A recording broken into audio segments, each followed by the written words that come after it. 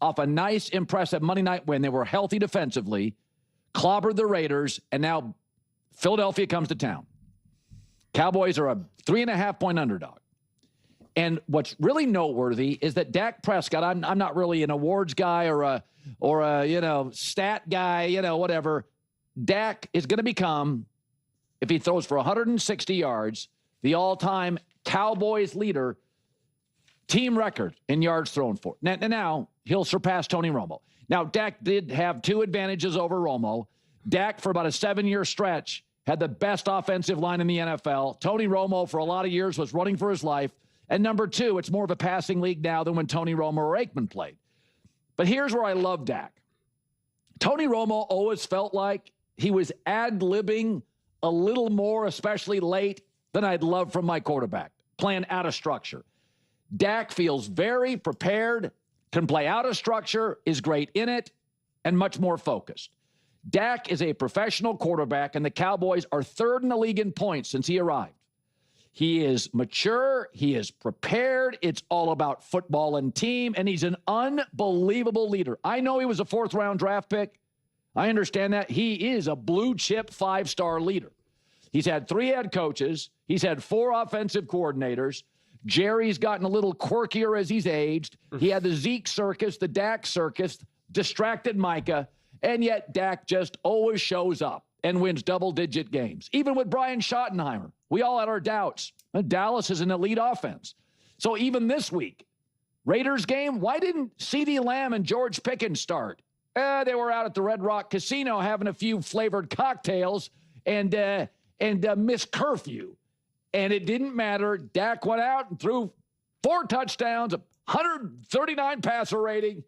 Dak is the guy at the podium on Wednesday, pregame, postgame, a circus and noise all around him, plays within structure, unbelievably coachable, and as good a leader as the NFL has at his position. That's why I always say, it's why I'm so hard on the Johnny Manziels out there.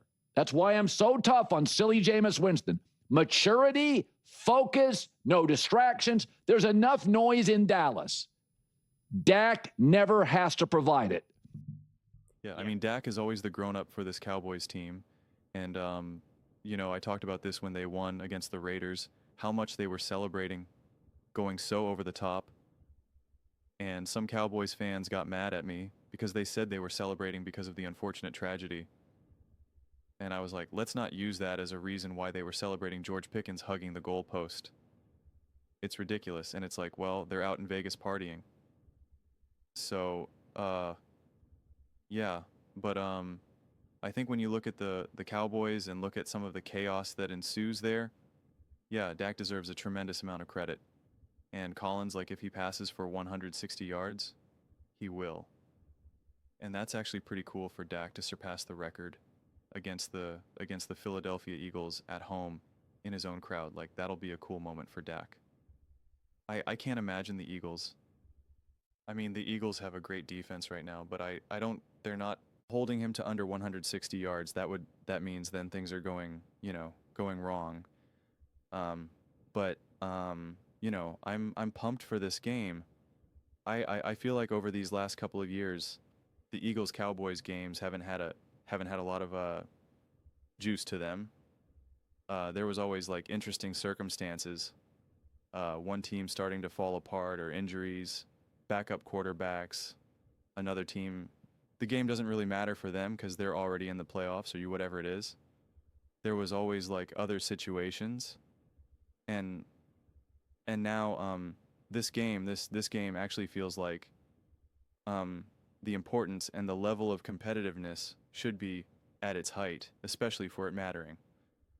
But it is interesting because both teams are going into this game with question marks, and they complement each other. The Eagles' offense not quite right, and it's just not working. And whether it's because of the O-line, whether it's because of Kevin Poulo, Jalen Hurd, whoever you want to blame, doesn't matter. It's not quite what you want it to be. Saquon Barkley, et cetera, et cetera. And now the Cowboys' defense has been terrible all season long, but now you got some health, you made some trades, and now you're believing it. And that's what's going to be so interesting because the Eagles offense hasn't been great. And now if the Cowboys defense was great and they slow down the Eagles offense, now like everyone's going to like freak out, be like, see, the Cowboys are great. They got a great offense, got a great defense. And you're going to be like, well, I don't know, like the Eagles offense hasn't been very, they've been very inconsistent. They got blown out by the Giants. Is anyone saying the Giants have this great depth, and on we go. And so that's why this game feels very unpredictable to me. And what the narrative, I mean, honestly, the narratives will be kind of predictable to me in a lot of ways, especially depending on if you're looking at it through the Cowboys lens or through the Eagles lens. And so that's where I'm going to be so fascinated too, because let's say that the Eagles offense looks great. Let's say the Eagles offense looks great. They hang 35 points, right? Let's say that the Eagles win this game. Perfect scenario for the Eagles. They win this game. They hang 35. It's 3,521 or 24, whatever it is. Then the argument could be like, again, and a lot of people are going to be like, oh, this Eagles offense is back. They're looking good. There you go. And it's just like, well, is the Cowboys defense really that good? And then you have to get caught in this conversation where you're like, well, the Bears looked good against this defense, and the Broncos looked good against this defense, but that defense was actually technically worse than what it was against the Eagles because they're healthier now and they made trades, and it still becomes kind of messy. And so yeah, that's why this game is very much just what is the quality of play. How does this Dallas Cowboys offense look against this Philadelphia Eagles defense? How does this Philadelphia Eagles offense look against this Dallas Cowboys defense? To me, it's not about Jalen Hurts and Dak Prescott. It's not even about Schottenheimer versus Sirianni or Fangio versus Schottenheimer.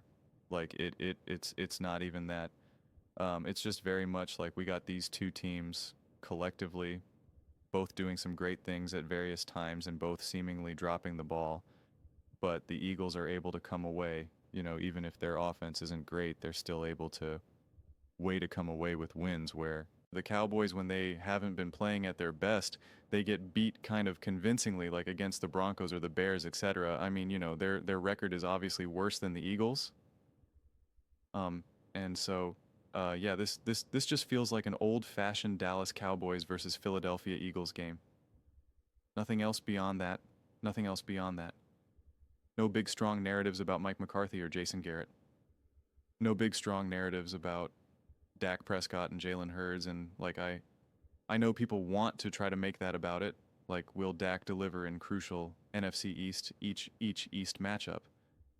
But to me, that's not really the story. That's not really the narrative. That's not really the conversation. Especially since the Philadelphia Eagles just won the Super Bowl and Jalen Hurts just became the Super Bowl MVP. Like, it just, I don't know. I just see this as a good old-fashioned Eagles versus Cowboys. Let's go. Both teams have been playing well.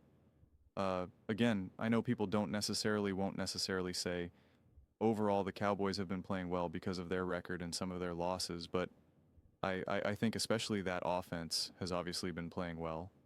And I do think this defense is now better than what they showed against the Bears, the Cardinals, the Packers and whatnot. And the Eagles defense now, I think, is better now than it was earlier on the season and throughout the season, and especially since week 1. But as Eagles offense changed, and you're just like, I don't know. I don't have a strong feeling about that. So it's just the way how this game complements each other. I find it fascinating.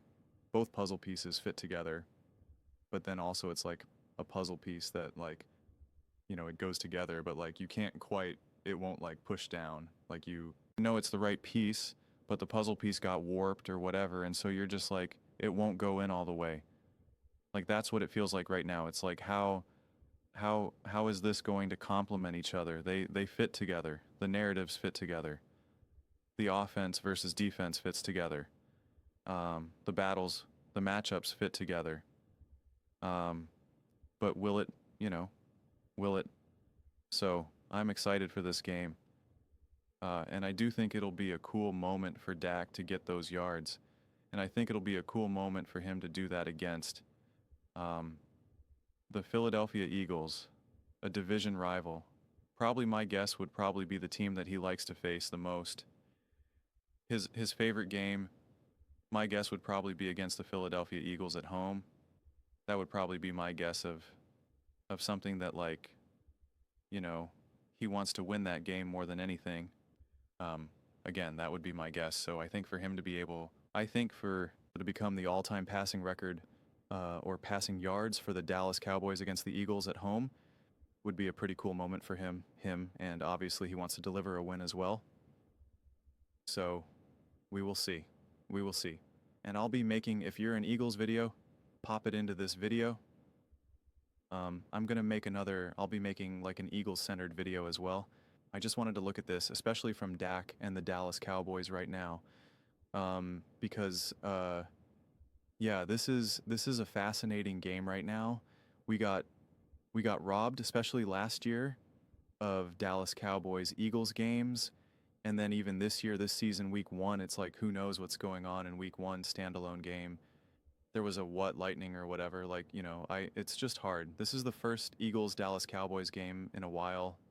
Not even 23 really mattered, I don't think. Eagles were falling apart. They weren't even really that good that year. Despite what their record showed, 22. I think one of the games was Garner McChew or something, or that the end when the Eagles just didn't care because they were pretty much solidified with their standings. And I don't recall what happened in 21 at this point. It was either Jalen Hurts is a rookie, or, yeah, probably, I guess that's then when it would be, and then 2020, right? And then with now Carson Wentz nonsense or whatever, or maybe Jalen stepping in at that, like, you know, like this game is actually like a complete game right now. Cowboys trying to prove their worth.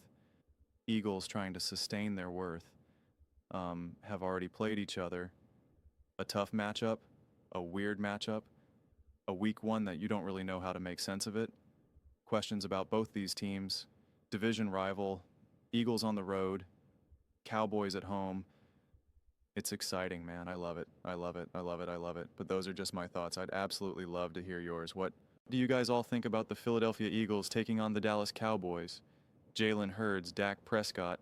I'm curious, what do you guys think the narratives are of this game? And what do you think the narrative should be, the story, the conversation going into this game? Is it about Dak and the Eagles and, you know, Jalen versus Dak, the, you know what, whatever it may be? Let me know your thoughts in the comments below. I read every single comment. So whether you agree with me or disagree with me, either way, let's get in some discussions. Let's get in some fights. But ultimately, let's just have some fun. And please do consider subscribing. We are building an amazing community here, and absolutely love to see you part of it. I want to build something that we all generally feel connected to, something that we're really excited to be part of. I think we're well on our way to doing it. Please don't forget to give this video a thumbs up, as it really does help the visibility and the algorithm. Thank you so much. See you next time.